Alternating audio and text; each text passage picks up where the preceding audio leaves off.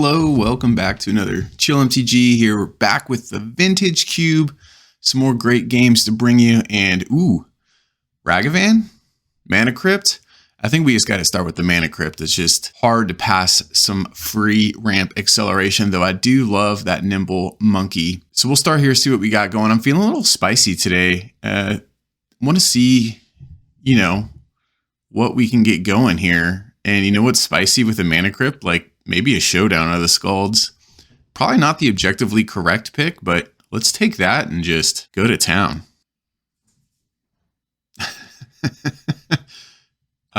You may get to see my cat Mulligan bonus show if you're not liking the way the draft is going. All right, second pick showdown. Third pick. What could we take here? Maybe some Bloodthirsty Adversary. See what kind of red-white shenanigans we can do. I do like playing aggressive decks with some mana acceleration like Mana Crypt. We'll see. We'll see what we can get going on here. Mana Crypt just enables so many broken strategies that it's hard to go wrong.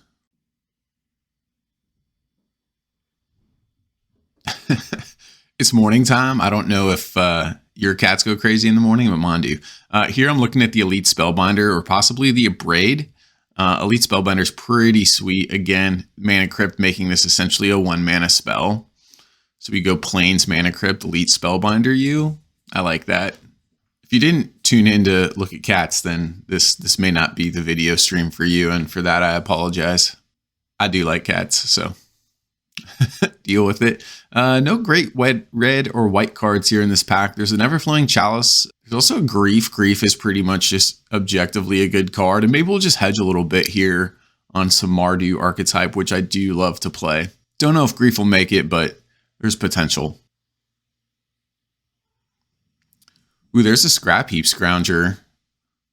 Again, plays really well with Mana Crypt. Kind of aggressive. We're looking a little aggressively focused here. And probably an Incinerate here. There's also a Port for consideration, but I do like an Incinerate. Just some good interaction to deal with some troublesome threats. Or, just 3 to the face on our opponent. Let's see here. There's a Snuff Out, but I don't know if we're entirely in black. Shattered Sanctum could be a good pickup. Also, a Stoneforge Mystic is kind of just a hedge. Really, any of these choices would probably be fine. Goblin Bombardment if we want to get really spicy. But I think I want to just pick up the land here and just make our deck as consistent as possible. There's a Mishra's Factory and a Worn Powerstorm and an Unburial Rites. I don't know if any of these are really going to make our deck. Possibly an Unburial Rites. Not go full Reanimator, just some Reanimator value. Not sure. I don't necessarily want to do the Mishra's Factory if we're looking at 3 colors. It's just pretty hard to justify. And then there's a Bloodchief's Thirst, which, get in the deck. Bloodchief's Thirst, just very versatile removal spell for creatures or planeswalkers. Dark Ritual could be good. There's also a Yorion if we want to bounce some stuff. Like, we do have a Grief and a Showdown. Maybe we'll bounce some Yorion stuff. Esper Sentinel, awesome to see that coming around. And we're rounding out pack 1. Ooh, Wall of Omens. Yeah, maybe we want to do this Yorion thing. All right, pack 2. Blackleaf Cliffs. There's also a Skull Clamp. I do really like Skull Clamps. Pretty good. Resto Angel. Disenchant. Yeah, let's just take the Skull Clamp here. Plays well with some of our 1 toughness creatures. Ooh, and then we get a Umazawa's Jite. There's also a Chandra in here. Unfortunately, we're not going to get a Stoneforge Mystic. That was in the first pack, and we did not pick it up. But I'm happy to just play Skull Clamp and Jite without a Mystic. They're just really both very strong equipment cards. Before WotC really knew how to balance equipment. Jace, Craterhoof Behemoth, a lot of great cards in this pack. Time Warp. Unfortunately, that's not the colors we're in. I think our only play, we could pick up a Git Probe, but Usher the Fallen making 1/1s and having 1 toughness plays well with the Skull Clamp, so we'll pick that up.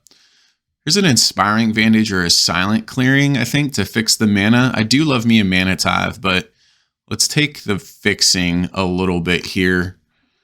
Then a Council's Judgment, Selfless Spirit, Bone Shredder. Yeah, I'll take the council's judgment. I do want to have ways to remove problematic threats. We're looking at 8 creatures right now, which is okay. About halfway through the draft.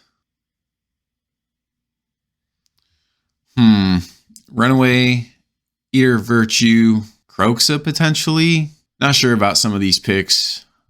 I don't know if we need a third piece of equipment. Might be a bit much. Eater of Virtue probably won't make the deck. Here's a Figure and a Containment Priest. Figure's probably the right pick here for our deck. Just a versatile threat that we can play with red or white mana. Help flesh out that creature count a little bit. Bloodthirsty Adversary not looking the greatest right now. Here's an Ephemerate and a Vryn and a Grist and a Coercive Portal. I kind of want to find ways to really maximize value on this mana Crypt. Vryn Wingmare's not the strongest in our deck. It kind of hurts us a lot. I don't know. Maybe we should pick up the Coercive Portal instead, but the Wingmare does play well with GT and Skull Clamp. So we'll pick up the 2/1 flyer here. Disenchant, Blackleaf Cliffs. Yeah, definitely the fixing. We went, oh wow, and a Chandra Wheels. It's also the Skyclave Shade. But love picking up Chandra. And here's a Nashi. Might be pretty difficult to cast with 2 black in the casting cost. Chandra is a great pickup though, especially with Mana Crypt.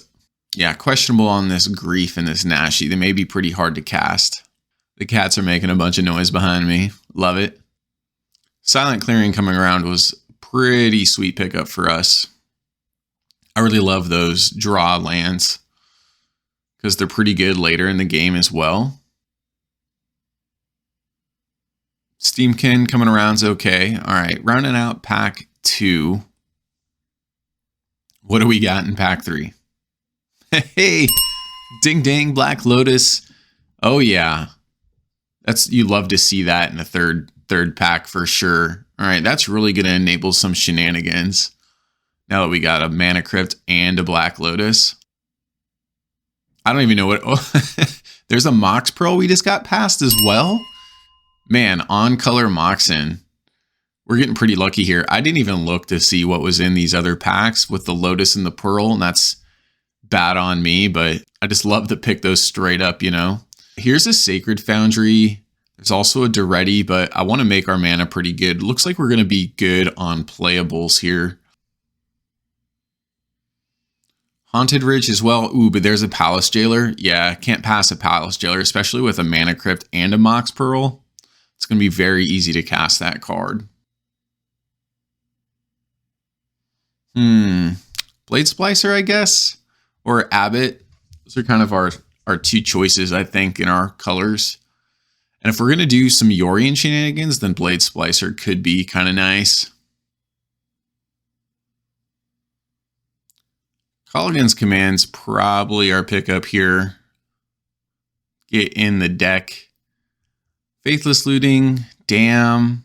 Probably just pick up a Relic for the board, I think. Never like to lose to Reanimator. It's a pretty strong sideboard card. Ooh, there's a Badlands. Yeah, this is making our deck's mana just very, very nice here. Still kind of dubious on the Nashi with the 2 black pips. Sun Titan. Okay. Yeah, so when you have a Black Lotus, Sun Titan gets very, very appealing because it can immediately bring your Lotus back. So a Sun Titan Black Lotus combo is pretty sweet. Hopefully we'll be able to pull it off. Boros Signet versus Toxic Deluge. We can take the Signet just because it ramps so well with the Mana Crypt. If we didn't have the Mana Crypt, then Toxic Deluge is probably the way to go. But we have a decent amount of removal here, spot removal at least. Revoker, Necromancy, Duretti. Really love seeing these cards come around because they're all in our colors. Duretti is definitely the strongest, though there could be an argument for Revoker. I think I'll pick up the Duretti here, but Revoker is pretty enticing, especially with our Skull Clamp. And then a Haunted Ridge, yeah. Abbott, yeah, awesome. Really great wheels here in pack 3.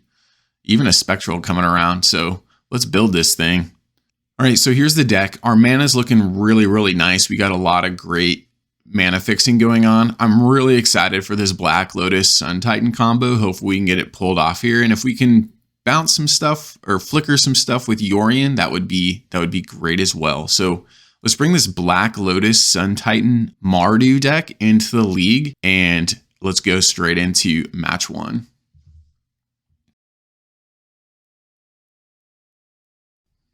Hey, if you're liking this gameplay and you're sticking with me this far, go ahead and stick with me a little bit longer. Like and subscribe really supports the channel, and I really appreciate it. So here we go.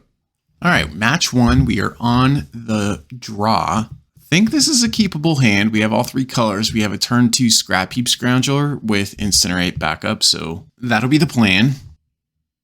And opponent leads out on a Plains into Giver. Okay, well, that was a good draw. Our Usher will definitely lead out on that. And we can Incinerate the Giver next turn. Maybe we just want our Scrap Heap Scrounger out. We'll see what our opponent does here. Turn 2.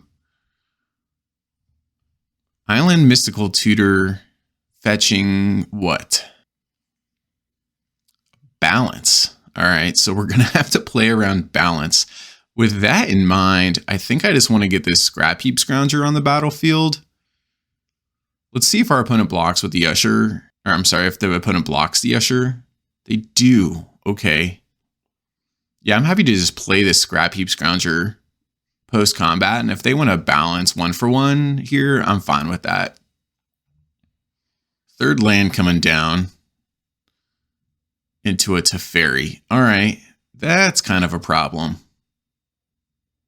And then they plus on Teferi. Interesting. Well, since our opponent played a 3rd land, we can also play a 3rd land. I don't want to play this Blade Splicer into a Teferi. Or, I'm sorry, I don't want to play the Blade Splicer into a balance. We could have Council's Judgment or the Teferi here. Yeah, this has got to be a punt because we know our opponent's holding balance. And if they balance, we're just going to lose our board and they'll keep their Teferi. That can't be right. I think I'm just trying to force the balance here, but this has got to be a punt. Because now they have instant speed balance available, which is going to make us discard cards. Yeah, I really don't like that play. Bloodchief's Thirst is our draw. Because we could have just Council's Judgment the Teferi and then just kept hitting with the Scrap Heap Scrounger and make our opponent do something. Expecting an instant speed balance here. No, okay. Now, we should not commit any more to this board. There we go, good. Found the line, chill, found the line. We're still pretty weak to balance here. Yeah, there's a balance. We're going to have to discard 3 and lose our board. So what do we want to keep here? I think we can keep the Council's Judgment and the Nashi because we can play them. The other cards we can't play. I would have loved to have kept the Palace Jailer to get back into it with some card advantage. They play a Suspicious Stowaway. We should probably just Council's Judgment that, to be honest. Bloodthirsties was a decent draw, but let's see what happens here after we play our Nashi. We'll let the Stowaway get in for 1. They'll be able to loot 1 time. If we can hit with this Nashi, we'll really just be able to pull ahead. So opponent loots. They loot away a Teferi. That's kind of scary. All right, they choose not to play anything. Let's get in there with the Nashi and see what they're doing. Ooh, getting in there with the Bloodthirsty Adversary. I do not like that either. Because what I want to do is, I mean, I guess we'll be able to double spell here. So that's the line, Bloodthirsty Adversary into Figure of Destiny. What is our opponent going to play here? Wandering Emperor. Well, kind of ran right into that one, didn't we? So they make a Samurai, which should block the Nashi. It does. We'll double spell. This will reflip the Suspicious Stowaway. And we do have Council's Judgment now for the Wandering Emperor, but that's a lot of value. Opponent gets in again. They're going to loot again. Looting away some lands. Okay, so they do just downtick on our Bloodthirsty Adversary. That wasn't the worst.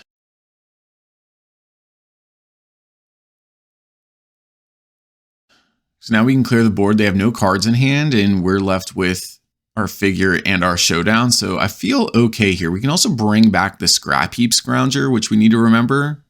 A Phyrexian Revoker, likely naming figure. If we draw a land, I'm just going to slam this showdown. And if we don't draw a land, then I'm happy to just bring back this Scrap Heap Scrounger. We do draw a land. All right, so showdown's going to hit the battlefield here. This will be some great card advantage for us. All right, there's a bunch of spicy cards right there. I'm really liking that Chandra.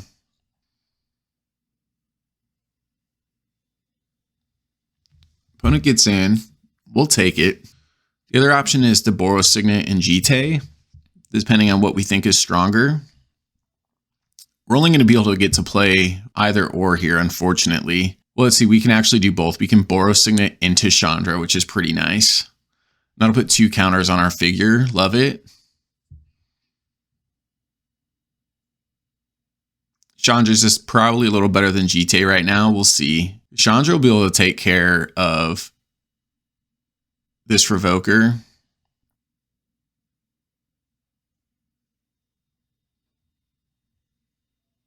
And now we're pretty far ahead with our opponent just drawing off the top. Again, not forgetting we have this Scrap Heap Scrounger we can bring back. So it's like having another card in hand. Elite Spellbinder, pretty bad when your opponent has no cards in hand, but we'll take it. And any spell here will allow our figure to... Okay, it doesn't. Let's exile. Colligan's Command was pretty sweet. We can kill this Spellbinder and bring a pretty juicy target back to our hand here. What do we want to bring back? Probably Palace Jailer, right? There's also a Nashi to bring back. Just do a little bit more with this card advantage. So put another counter on our figure, which I really like. And we will be able to play the Nashi as well. I don't want to ninjutsu. I want to keep these counters on the figure. We should play Nashi pre-combat here. I think we still have our Showdown of the Scalds triggers going.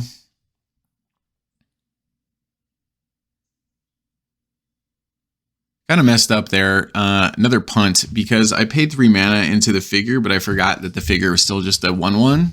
So I needed to make it a 2/2 first. Yep, screwed that one up. And we didn't get our Nashi on the battlefield. So punt number 2. If you came for the punts, you came to the right channel. Black Lotus. All right, we'll take it. Skull Clamp, definitely want to play that.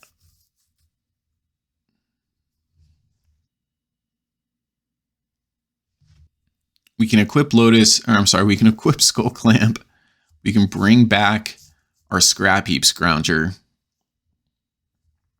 And we can play the Nashi as well if we want to.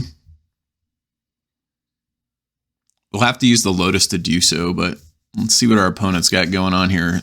Containment Priest, not going to do it. Chump looks like here. Though I kind of want to hold this Nashi and just ninjutsu it in off the Scrap Heap Scrounger and not commit any more to the board if we don't have to. All right, that's game 1. All right, no changes in sideboarding. This hand is a little slow. Not sure if we should keep this one. We will, but I mean, we have things like Mana Crypt and Lotus and Mox Pearl. And this hand's just very slow. Very, very slow.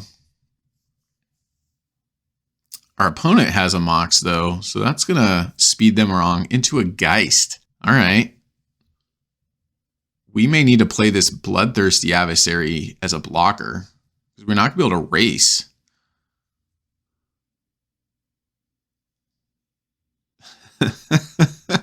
And then we attack. I think that's punt number 3, to be honest with you. I mean, the only way to deal with Geist is to block it.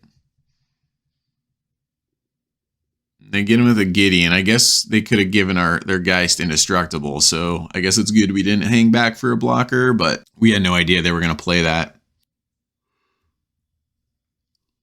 So here's 6 damage to our face.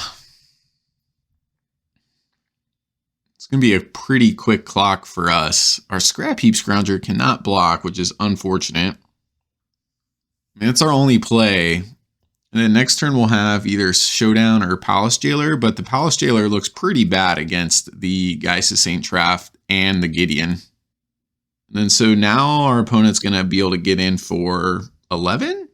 Again, maybe we should have kept, I guess it doesn't matter.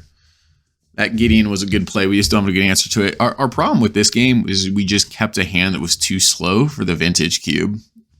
When you're running fast mana like Moxen and Lotus and Crypt, we probably should have mulliganed to at least the next. I mean, we were on the draw, so we should have mulliganed down. And that was our mistake here. And so aggressively mulliganing to a better, faster hand is usually the right decision in a Vintage Cube environment with fast mana like this.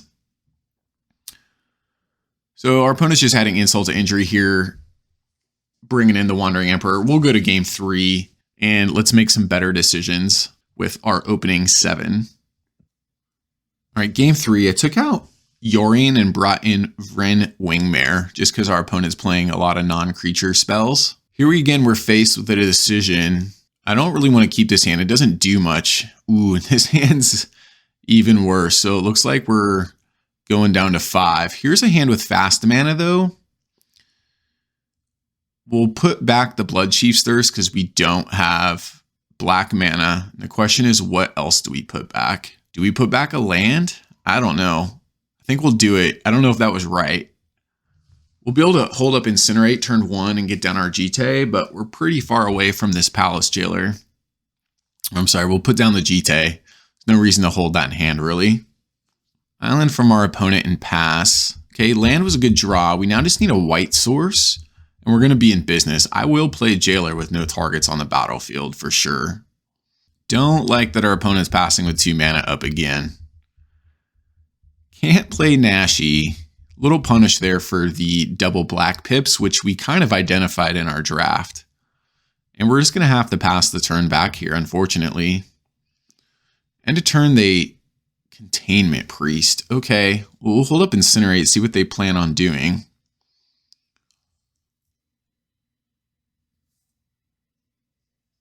V-Click. All right. We'll play the Incinerate so we aren't taking a bunch of damage. And let's see what they V-Click out of our hand. I gotta assume they're gonna V-Click out the Palace Jailer. Since we can't, I mean, we can't cast either one of these creatures right now because of our mana situation. All right, so here's a, well, okay, and here's a bunch more land. So we will be able to play the Nashi.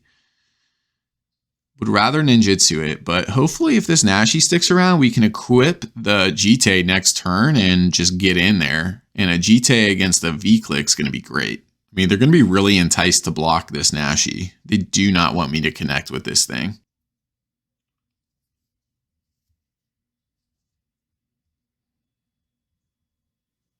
Opposition. Well, we have a slogfest on our hands now, folks.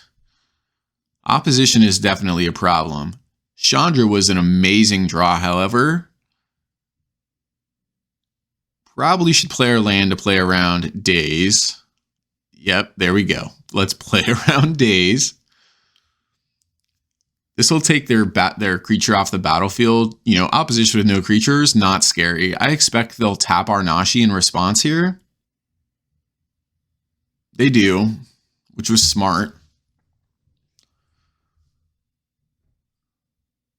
But we'll definitely downtick on this V-Click. And again, I would like to have one more creature. If they can just not put a creature out this turn, I feel like we'll be okay. Chandra's going to help with some card advantage on our side. All right, they do nothing. Do they have Wandering Emperor again? Duretti was a pretty sweet draw as well.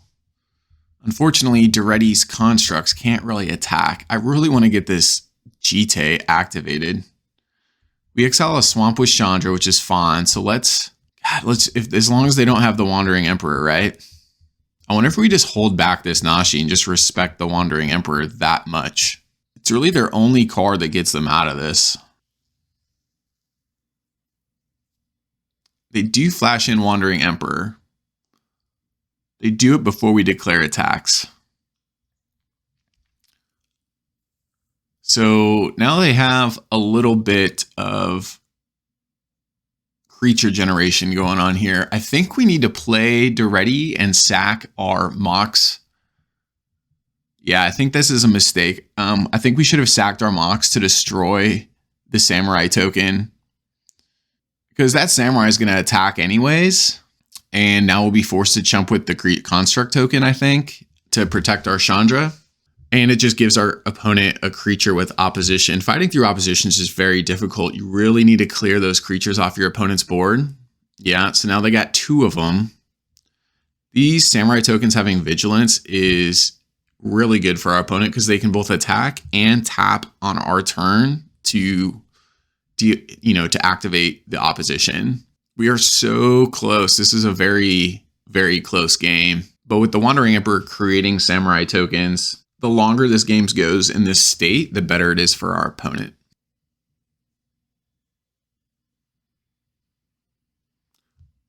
And they have a Geist. Ooh, all right. That's 3 creatures. And they can tap our blocker. Yep. Definitely should have killed the Samurai token, because now our Chandra is going to hit the bin, unfortunately. So that was definitely a punt. Because who knows, I mean, Chandra would have been able to exile additional cards, since now our card advantage engine is gone. And we don't really have a way to attack through these 2 Samurai tokens. Wingmare helps, any creature helps here, but I just don't know if it's going to be enough. This is really frustrating to play against. But it's kind of our own fault right now, because we'd be upticking on Chandra for sure. We'd be down a Mox Pearl, and who knows what that next card is. That next card could be just critical right now. We'll just have to get through our combat here. They're tapping our creatures. We will play Vryn Wingmare post-combat, and we can use that as a blocker against the Geist of Saint Traft.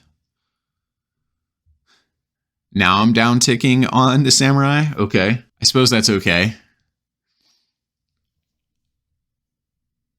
But our opponent's going to be able to tap our Vryn Wingmare now with their other Samurai token. Again, not killing that first Samurai token was a problem. Moving the Jite is not going to do much, because they're definitely going to tap our Wingmare and attack down our Duretti with the Geist for sure. Now, if they do that, they will be kind of tapping out unless they play another, they will lose their ability to do opposition on our own turn. We'll see what they do here. So they give their Geist first strike and a +1/+1 counter. It's pretty good, because now they don't need to tap down our Wingmare with their Samurai token. If they attack with the Samurai, we'll snap block here to get counters on our Jite.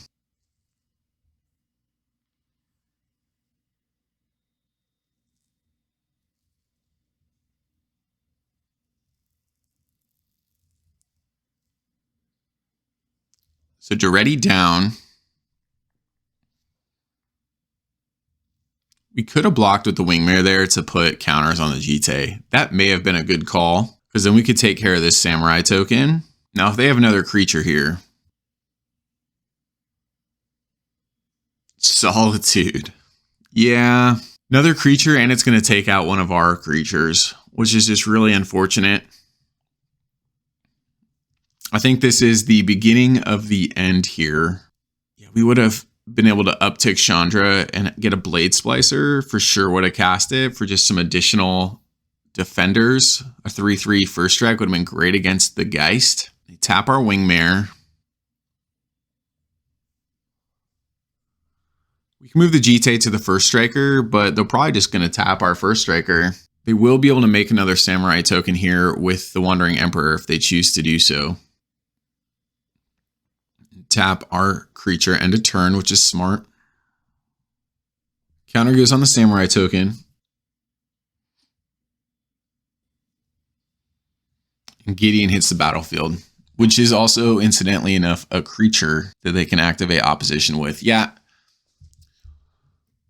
Thems are the breaks. I feel like we were close. A couple different plays, mulliganing in game 2 to a better hand. And then on this game, for sure, down ticking Duretti as soon as we played them, sacrificing the Mox Pearl, I think would have been the good move here. And the game would definitely be a little bit different. I don't know if we would have been able to win, but it definitely I think we would have a better chance here. So a couple mistakes on our end, definitely closing the door, silent clearing off the top, not going to do it. We can draw one more with silent clearing and see what's going on.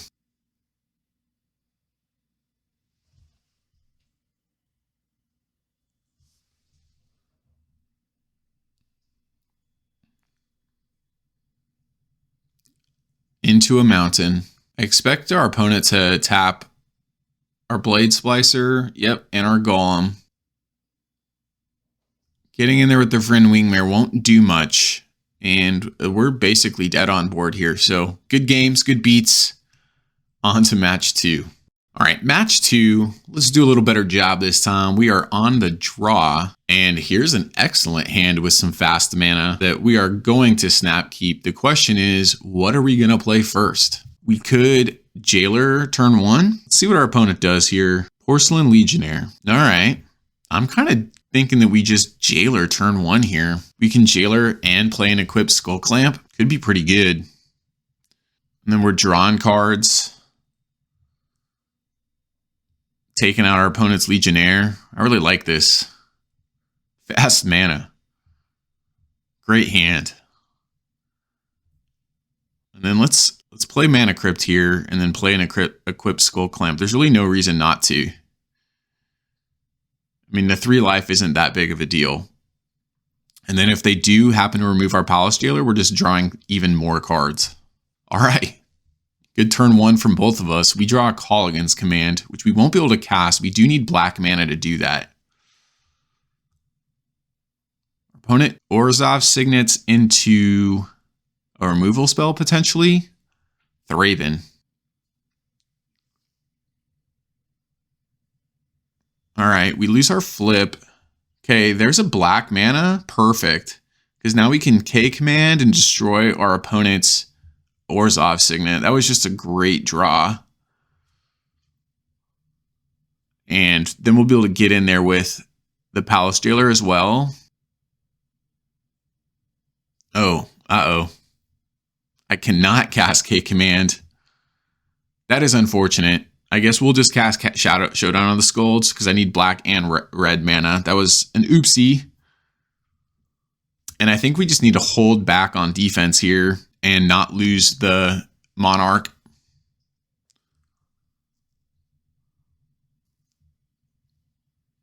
Demonic Tutor. If they get a removal spell, that'll be pretty good for them. I mean, our K-Command will be able to get us back into this because we'll be able to blow up an artifact and get this Palace Jailer back in our hand. And if they do remove our Palace Jailer, we do have the Skull Clamp attached to it for some card draw. Next turn's going to be pretty sick, I think.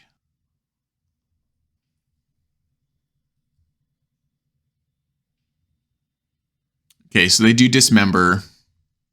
We will draw off of this. This is going to give them the Monarch, and they're going to be able to get their Golem back again. Or their Porcelain Legionnaire, excuse me. All right, we win our flip. How do we want to best deal with this? So there's a punt. Should have played our Mountain from the Exile Zone. We could play Chandra, but Chandra's probably going to die. I want to get a creature out so we can use these showdown counters pretty well. Fortunately, I only have a single white source. We can play the Blade Splicer, we can play this Boros Signet, and we can play the...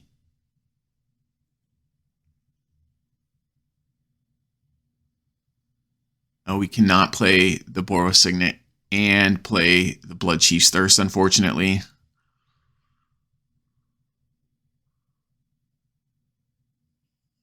So we could just Blood Chief's Thirst instead and deal with this Usher. Putting a counter on our Golem so we have a bigger first striker. This works as well. We'll lose out on the Blood Chief's Thirst playing the Boros Signet, unfortunately. We'll pass the turn back. We will be getting a lot of counters though next turn because we just have so many spells to play. And I think this K command is just going to blow our opponent out. They play a scrub land into their own Blade Splicer. All right. Yeah, these showdown counters are going to make, just do a real good job for us. We win the flip again. Nice, nice. Tails never fails. Our opponent is down to 7. We do have a few creatures to work through here, but I think we can do it. Land off the top. So I'm just trying to figure out how to put the most counters on the battlefield, get the most value here. So we can go ahead and activate our Signet here. Then we'll be able to get a Chandra on the battlefield, and we'll also have enough mana to K command. Put another counter on our Golem.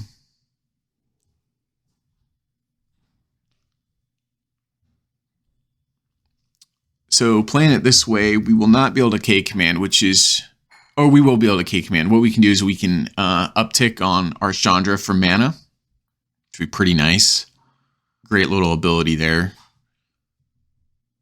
And I think, we just want to remove as many creatures from our opponent's battlefield here so we can blow up an artifact and blow up a creature. Put a counter on our Usher here just to spread the love a little bit. And we can equip the Skull Clamp here, giving our Golem, the ability to get through all of their creatures with first strike damage.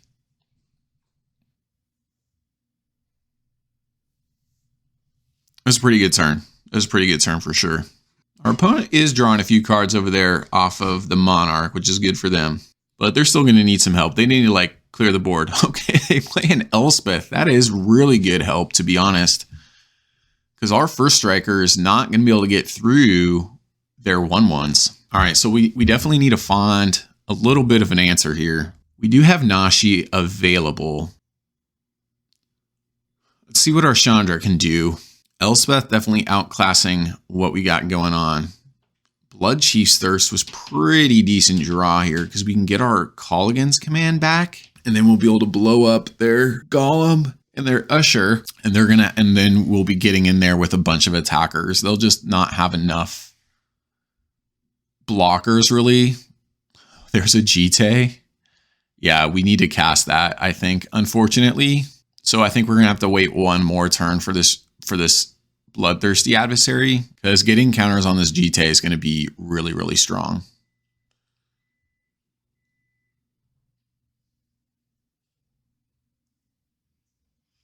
So we're just going to attack them. They are pretty low on life.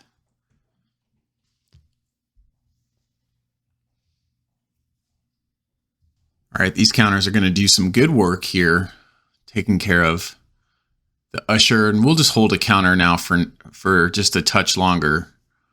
We can take care of a Soldier Token when we want to. And then we'll trigger our own Usher of the Fallen. I think with this Jite active, we will be able to get past this Elspeth. Especially when we kick our Bloodthirsty Adversary next turn. Alright, so they do make 3 more tokens here with the Elspeth. Ooh, what are they casting now? 5 mana for an Imperial Rites targeting Blade Splicer. All right, we're going to drag this out just a touch, it looks like. Having a Jite on a first strike creature is just so strong, though. They're going to attack Chandra. All right, I probably will block here with the human token.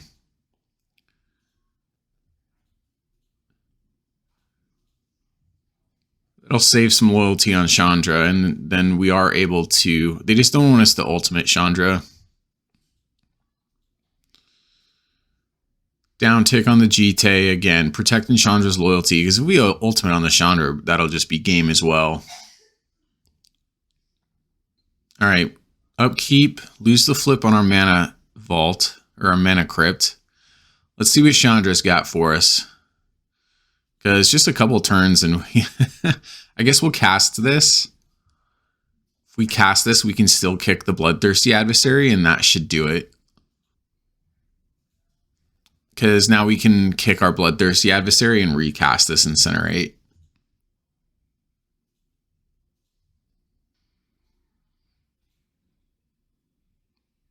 Like we could almost pay this twice, but we can't. So we'll just pay once and then incinerate our opponent. It was a great game. Guess we can call against command our opponent for 2 damage anyways. It's a touch more value. All right, on to sideboarding. All right, game 2, I did bring in a Spectral Procession and took out the Duretti just because I like the evasiveness on the Spectral Procession. We're going to be on the draw, and this hand is keepable. We can have a turn 1 Scrap Heap Scrounger with Blood Chief's Thirst up.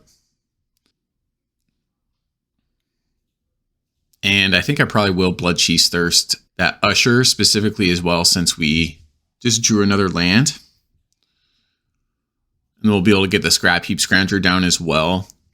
Unfortunately, we only got 4 lands in hand, but hopefully we can draw out of this a little bit. This is why the Silent Clearing is pretty nice, because it'll offer us a way to draw an additional card as well. All right, no turn 2 plays from our opponent, which is awesome. Boros Signet, not bad. We can get the Signet down and crack our clearing while also getting in there for 3. So let's crack this clearing first. Jite. Yeah, get in the battlefield there, Jite. Jite was pretty good last game, so it's probably going to be pretty good this game.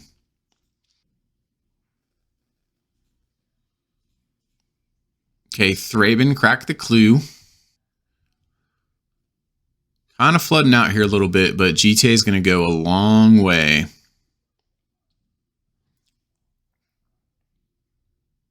And our opponent just gives up on that. All right, that was a very quick game 2 and match 2 there. All right, on to match 3.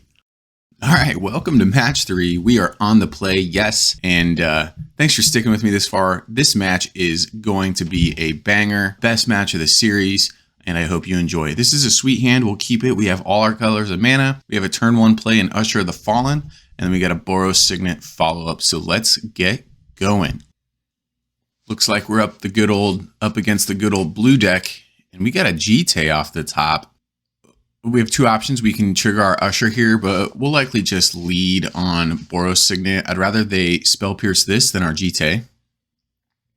All right, that resolves pretty quick, which is nice. Nurturing Peatland across the board, and again, no place from the opponent. So definitely thinking they have something like Mana Leak. I don't know, but if we can run out this Jite and equip it, we'll be very far ahead. So it's a little bit of a risky play here. Hopefully it pans out. All right, it does get Mana Leaked. And not the worst case, we will be able to trigger our Usher of the Fallen here on attacks and just to continue to put on a little bit of pressure and build our board presence. Our Council's Judgment draw was great just because we'll have an answer for any strong play like a Planeswalker our opponent may try to resolve. Baleful Strix is pretty good. We'll probably incinerate that. I want to keep this Usher going, and we can continue to trigger it. Yeah, so let's incinerate this Baleful Strix, and we'll just plan to trigger our Usher again, and we'll just continue to go a little wide. 1 more mana, and we'll have Sun Titan mana available. And again, just holding that Council's Judgment, using the Incinerate instead, because I want to use Council's Judgment on something that Incinerate could not solve for us. All right, looks like our opponent does have a play. They do have a Force of Will. So now we're faced with a decision. Do we want to get in there and trade? I think we do. Kind of keep the pressure up because we'll still be able to trigger our Usher here on attacks. And again, if we get 1 more mana, we'll be able to return either this Usher or the Umezawa's Jite to the battlefield using the Sun Titan trigger. Opponent cracking their fetch, and they're down to 11. And I'm glad they used Force on a spell like Incinerate versus something like our Sun Titan. All right, looks like opponent is just going to not do a play and untap. All right, we do not draw mana, but we could just play this Palace Jailer for value, and I'm kind of feeling it.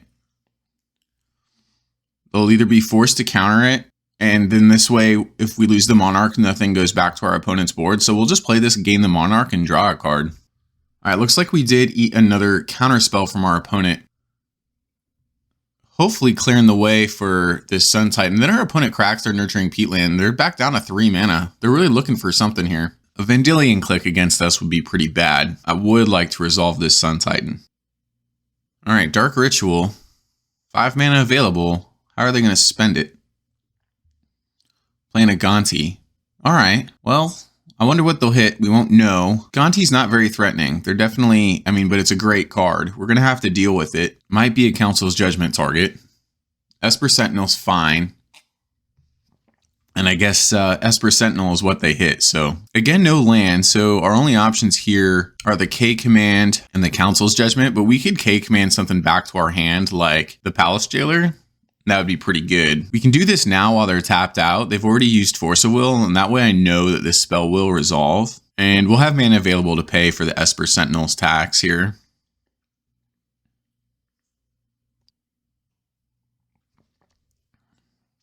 And we won't attack into the Gonti. We'll just pass back. Tap land from the opponent. Come on, 6 land for us. And it looks like the opponent will just pass through their turn again. Still holding up mana. All right, there's an untapped land. Let's play this Palace Jailer. Not ideal against the Gonti, but they're not going to have attackers to get through anytime soon. And that resolved pretty quick. I was just wanting to play around a card like Daze or something of that nature. All right, we go to attacks. And they're going to flash in a Necromancy. Probably flashing in... Okay, they're Baleful Strix. They'll be able to draw a card, but they won't be able to attack with this because the Baleful Strix will die at the end of turn here. I wonder if they should have just waited and played that main phase just because they'd be able to attack with a flyer at the Baleful Strix. I mean, obviously we would Council's Judgment it, but then we get another land off the Monarch, which is good. So definitely looking to play the Sun Titan next turn. And as long as that resolves, that should close out this game pretty quick. Now, the card with Shadow is a little bit scary, so we may need to just Council's Judgment that Voidwalker, because I don't want them getting their Gonti back. It will re-trigger. So we're going to have to wait one more turn on this Sun Titan, unfortunately. But we can get into the red zone, and now our opponent's going to be down to 5. Crack the clearing. We got plenty of land, extra land in hand. Blade Splicer was a sweet draw as well. All right, opponent, what are you going to do here? So they draw a Pearl off the top and play that. And with 5 mana on board, they own Burial Rites, their Baleful Strix. They really like bringing this Baleful Strix out. I mean, at least it's got flying, so it does have evasion. Which means they'll be able to trigger Palace Jailer, get the Monarch back next turn. So with them tapped out, we just want to be as aggressive as possible. We'll definitely attack. I'm happy if they block. And then I think we just get this Sun Titan out. Let's see if they block. If they don't block, they'll go to 2. Which is kind of scary. All right, they do block. So good. That's they're not going to recur their Gonti, which makes me feel a lot better.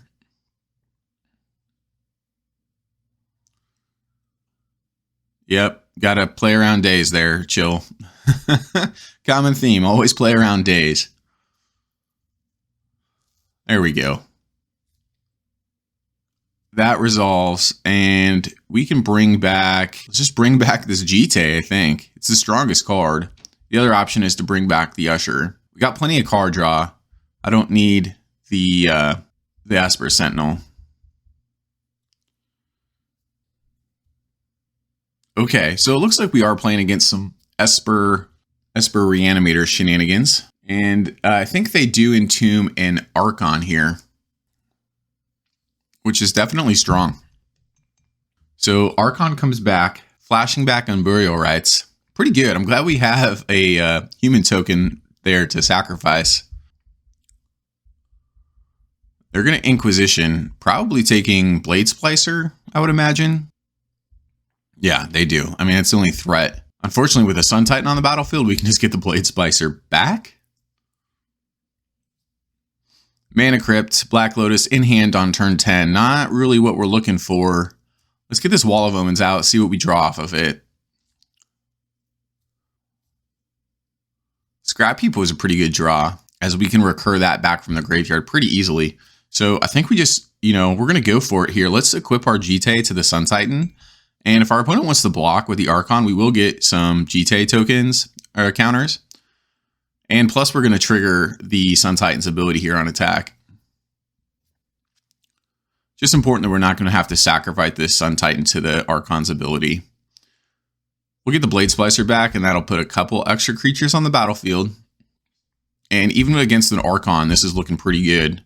If they choose not to block, then they're going to go to 1. And they choose not to block. All right, opponent living dangerously. I like it. We'll get the Scrounger out, and there's no sense in holding this Black Lotus, but we can ditch the mana Crypt. We don't need to play it. We got plenty of mana. Opponent's like, oh, geez, Black Lotus. Now we're just flexing. And we get another Archon trigger. So, unfortunately here, they are going to get their Gonti back with the Archon attacking. They will not be able to block it, and they'll get the Monarch. So they're going to get some value on this attack. I don't know if it's going to be enough to get through our board state here. We held the Archon for quite some time there. Or I'm sorry, we held the Monarch for quite some time there. Now we are down to 6, and we don't really have any life gain. But this Blood Chief's Thirst in hand is going to help us clear the way, I think, for a lethal attack.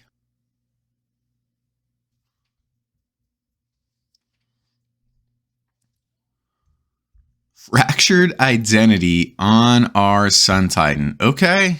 All right, we got a game for sure.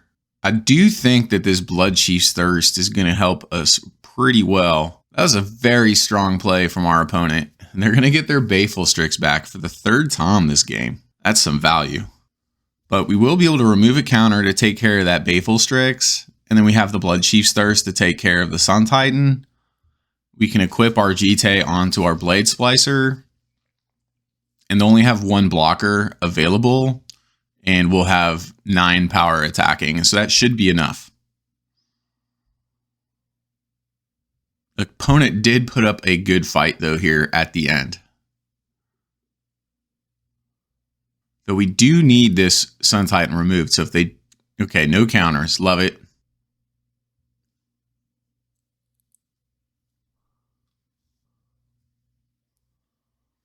This will also trigger us getting the Monarch back. But we have to win this turn because we're dead in the air to the Archon. So this is very, very close. All right, we got there. On to game 2.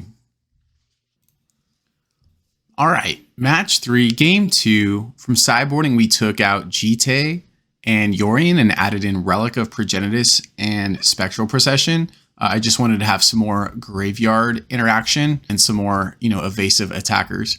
This first hand looks okay, but it's kind of slow. We have all of our mana, but our white source is a tapped land. We can probably do better. And mulliganing down to 6 and now 5. We will keep this hand here since it does have a Mox Pearl. We'll be able to ramp out likely this Elite Spellbinder. We'll put back Duretti and the Plains and get out our turn 1 Usher. So we're on the draw, and let's see what kind of start our opponent gets up to. Lead out on Swamp. So we can lead out on Shattered Sanctum Mox Pearl and play the Usher of the Fallen. And then turn 2, if we draw another white source, we'll be able to slam this Spectral. Otherwise, we'll just Elite Spellbinder.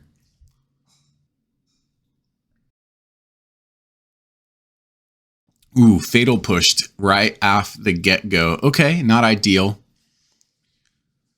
Looks like land go from our opponent. Chandra is a pretty sweet draw. We are still short of mana here, so it's going to be hard to cast either one of these spells. We need another red source or a white source. We'll get down Elite Spellbinder, see what our opponent's got going on. Ooh, and Mana Leaked. Okay. Yeah, so we're in a little bit of trouble here as we can't cast either one of these spells right now. And our opponent looks to be holding 4 cards in hand and is passing back. K-Command, interesting.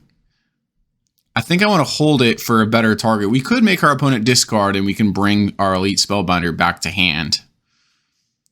But if we do that, I'm going to want to wait until our opponent's end step. We'll see what our opponent does here.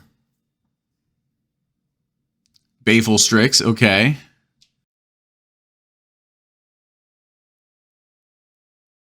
And looks like a Sedgemoor Witch as well.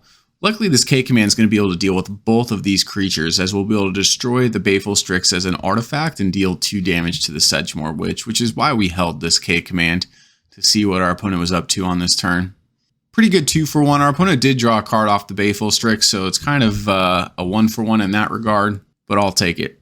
And then we're really hoping to draw a land off the top, either a white source or a red source for this Chandra. We will pay 3 life for the ward on the Sedgemoor Witch for sure. All right, board is back to clean, and there is a white source. Sweet. So we can get our Spectral Procession down. Also, coincidentally enough, playing around days, my favorite thing to do. And see how our opponent deals with these 3 1/1 evasive flyers. So much great value in that Spectral Procession. I would still like to get a red source here for the Chandra. Putrident comes down from our opponent, who then plays a tapped Hallowed Fountain. Sweet, red source right on time. When it comes to Reanimator strategies, right now there's only 1 discard outlet for our opponent, and I'm going to take that discard outlet out immediately. May seem like overkill, but it's worth it because now our opponent does not have a discard outlet. Plus, this allows our spirit tokens to get in the red zone. Land go from the opponent. They're probably holding a counter spell or something. Incinerate's fine. We can uptick here on the Chandra, see what we exile. Esper Sentinel, we will play that. Anything we can do to hopefully get some more card draw going. We do also have the opportunity to crack this Silent Clearing. So let's do that as well and see what we draw. Blackleaf Cliffs, okay. Well, we'll attack again. And our opponent's, on a little bit of a clock here. They're going to have to do something. If we need to, this Incinerate can go to face.